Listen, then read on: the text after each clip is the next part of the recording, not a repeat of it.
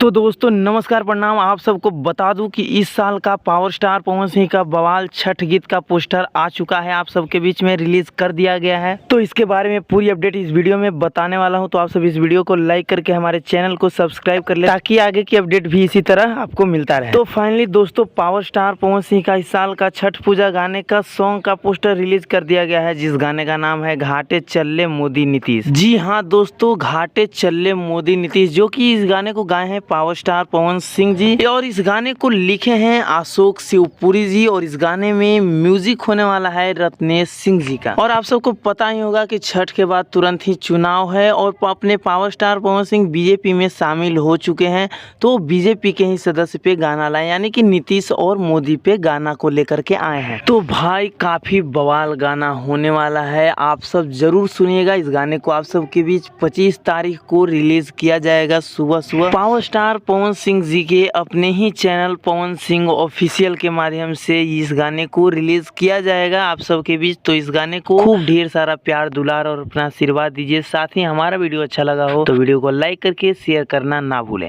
धन्यवाद दोस्तों, मिलते हैं नेक्स्ट अपडेट के साथ, और जाते जाते चैनल को सब्सक्राइब जरूर कर लें।